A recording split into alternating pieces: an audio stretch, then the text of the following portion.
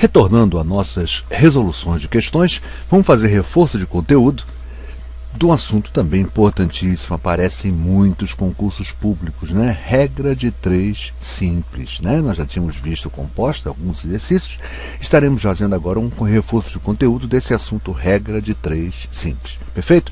É uma questão que diz assim, ó, um trem com a velocidade de 48 km por hora gasta 1 hora e 20 minutos para percorrer certa distância.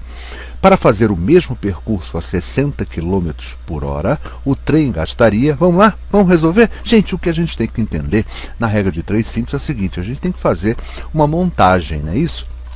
Essa montagem é através de uma tabela. Nessa tabela, eu terei duas sentenças, a primeira sentença e a segunda sentença, e terei também duas colunas, em se tratando, claro, da regra de 3 simples, que envolve duas grandezas. Vamos ver que grandezas são essas? Olha só, eu tenho a grandeza velocidade e tenho a grandeza tempo.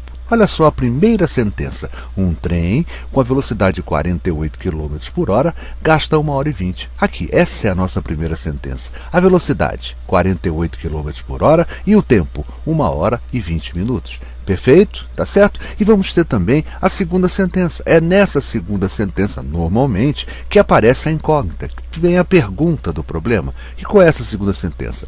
Para fazer o mesmo percurso a 60 km horário, o trem gastaria, aí, claro, eu vou botar velocidade embaixo de velocidade, olha aqui, ó, a segunda sentença, 60 km por hora, né? Eu vou gastar um tempo t. Perfeito? Está montada a nossa regra de 3 simples, perfeito? E eu sempre aconselho a gente monte uma tabela, não precisa ser bonitinha como essa, claro que não, né? Mas só uma forma mais organizadinha que a gente consegue compreender melhor a coisa. E agora, o que a gente vai fazer?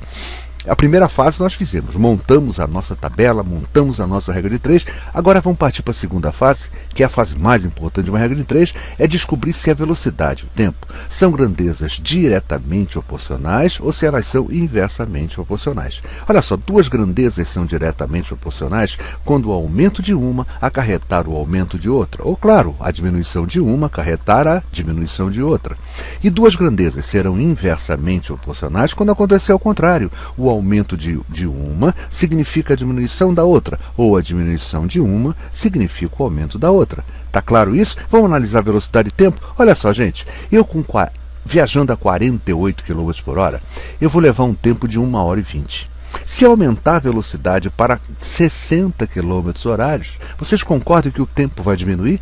Quanto mais velocidade eu imprimir no meu veículo, né, no caso aí nesse trem, quanto mais velocidade o trem imprimir, menor será o tempo gasto para percorrer a mesma distância. Tá claro? Então eu descubro o seguinte, aumentou a velocidade, diminuiu o tempo, as duas grandezas, velocidade e tempo, e normalmente elas são inversamente proporcionais, eu concluo que elas são, claro, inversamente proporcionais. E para isso, e o que quer dizer isso? O que é a importância disso? A importância disso é o seguinte, eu só posso cair na minha proporção resolvente, é o que vai resolver a minha regra de 3 simples, quando eu tenho grandezas diretamente proporcionais. E é isso que eu faço. Como é que eu faço para transformar uma grandeza que é inversamente proporcional para que ela seja diretamente proporcional? Olha como é que é fácil.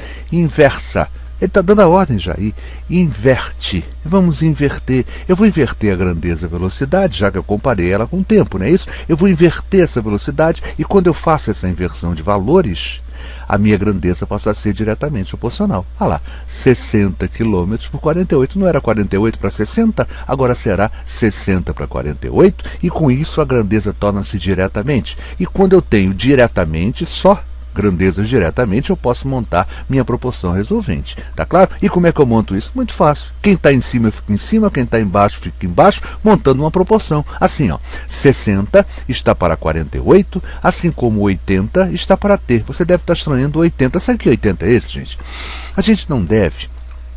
É sempre muito difícil trabalhar com sistema de tempo, né? Unidades de tempo, dessa forma quebrada como está aqui, 1 hora e 20 minutos. Eu sei que 1 hora tem 60 minutos. Eu somando esses 60 minutos com os 20 minutos, eu terei 80 minutos. Perfeito? Fica muito mais simples de trabalhar, tá certo? Então o que eu tenho agora? 60 está para 48, assim como 80, né? Isso é o mesmo que 1 hora e 20, está para t. Vamos começar a simplificar? Olha, tem 0 aqui em cima, tem 0 aqui do lado, tá vendo? Ó?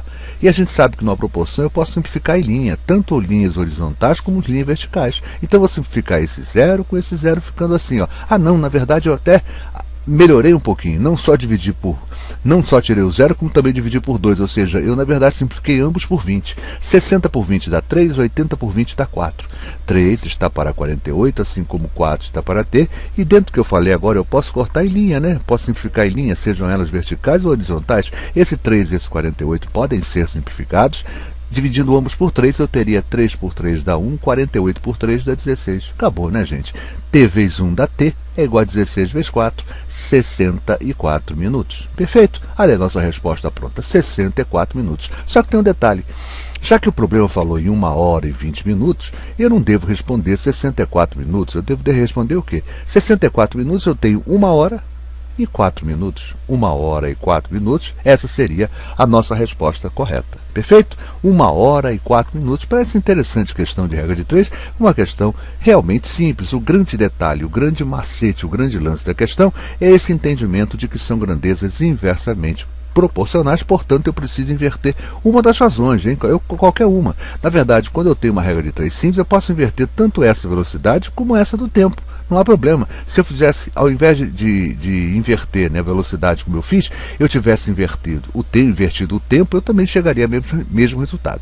O importante é ter atenção seguinte, eu nunca vou poder inverter as duas, eu inverto uma delas, tá certo então? Tá claro isso? Bom, mais uma questão resolvida da questão de regra de 3 simples.